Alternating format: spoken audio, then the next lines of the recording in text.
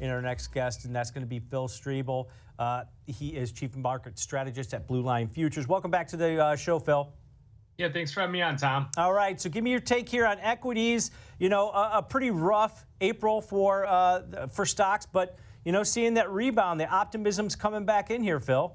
Yeah, we were able to build on Friday's gains, which was really nice. We saw 11 sectors of the S&P 500 higher, and yesterday we added 1%.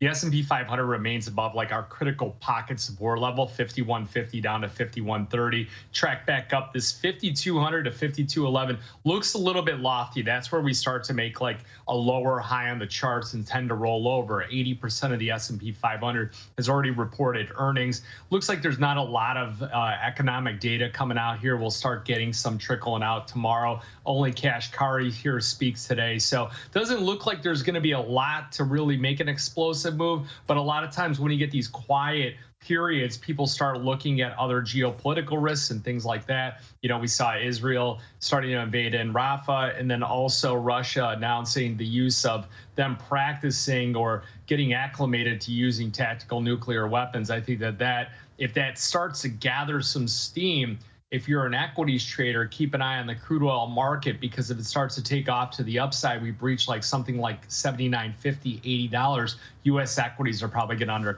come under quite a bit of pressure here today. Yeah, crude oil, lower yields helping equities so far in the month of May. But you mentioned those geopolitical risks, Phil, and you know, I'm in that old adage of when I saw that the economic calendar was pretty light this week and the jobs report on Friday, I'm like, there's nothing really causing that barrier for equities to continue to move higher at this point. But geopolitical risks, they get swept under the rug relatively quickly, Phil. Is that still the case here at this point?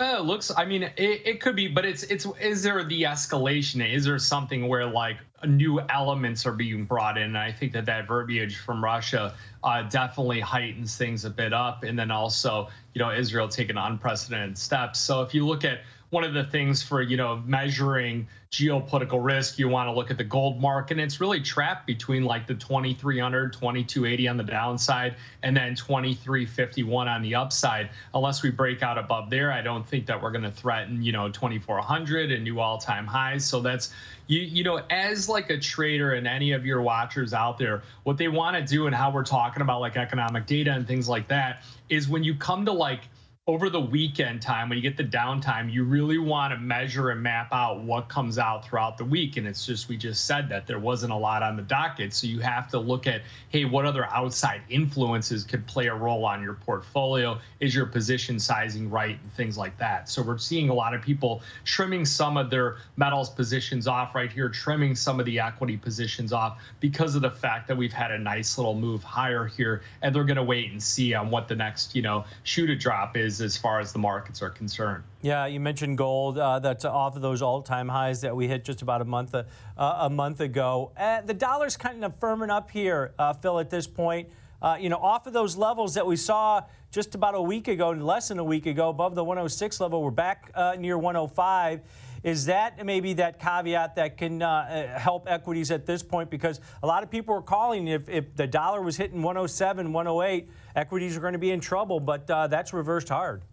Definitely there's a strong correlation between, you know, dollar bottoms, equity tops, and then vice versa. So somebody who's trading or monitoring the dollar index has been in a bullish trend for quite a while right now. We have had that setback breaking below 106, 105. Now we're recapturing the 105 level. I do like the dollar index back to the upside with a tight stop loss. You'd have to look at, hey, as an individual trader, what are your own personal risk parameters and things like that. I think it's a bit calculated here on the downside, like 104.83. If we close below that level, it would be a shift to more of a neutral trend. You do have a critical level support below that 200-day moving average, 104.32. I think that it makes sense as a hedge towards a lot of people's portfolios. And then with inflation starting to remain sticky and also potentially rising again, the dollar index is one of your most attractive asset classes to own in your portfolio.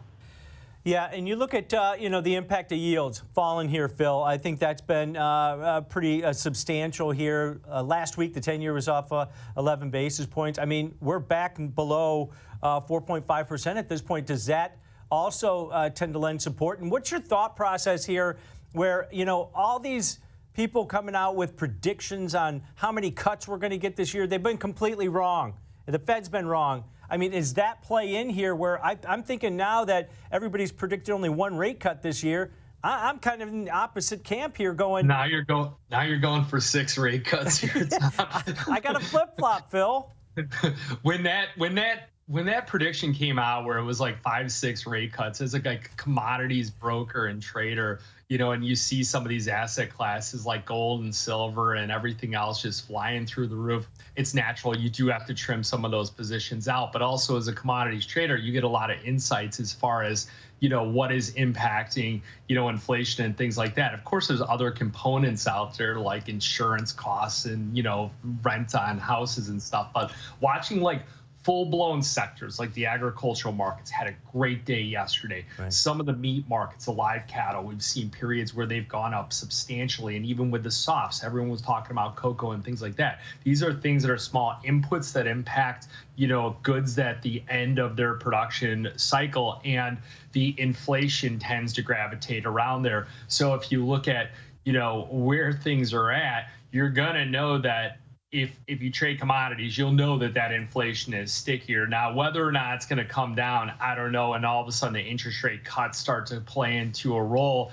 I think that, you know, 2 interest rate cuts seems likely. I did believe that the Fed would be a little bit more politicized and we get that cut before the election. So perhaps September, but it might be too little too late. So you really need to have a cut in June if you're going to make an impact and get some tailwinds on the equities and other risk assets. But inflation will also play a role in the election as well. Yeah, you mentioned some of the commodity space. As far as grains goes, had a nice run over the last week or two here to the upside. When you look at that, you know, the impact of the election, falling interest rates at this point, you know, at the start of the year, Phil, I was laughing at people that were saying we were going to get 6 or 7 rate cuts because that's what they wanted at that point. So maybe I'm in that camp, maybe 3. I don't know. I guess it's going to depend on data, CPI, PPI next week. Those are probably going to be important, right, Phil? Absolutely. And then, of course, like jobs have been really, you know, I mean, they've been very strong. You had that one downturn. You're going to have another jobs number come out before the next Fed meeting. That inflation data, yeah, it's got to come down. But, you know, if you look at like CPI and stuff, it would have came below expectations had it not been for like its insurance costs, specifically in California and Florida with all the, you know, problems we've had with natural disasters recently. That's what really pushed things up. But if you look at like how car prices are, they should start to, you know, come off quite a bit. The market is flooded with that. You know, if we can get some kind of reprieve on you know, interest rates, you're going to see, you know, the rental market will start to come down. People will start flipping into longer term housing and stuff like that. So yeah, there's a lot out there to watch. So, but all this stuff is like longer term on people's portfolios. Yep. All right. Great breakdown for us, Phil. Appreciate it. Have a great day. Yeah, you too, bud. All right. That's Phil Strebel, Chief Market Strategist at Blue Line Futures, joining us. But coming up.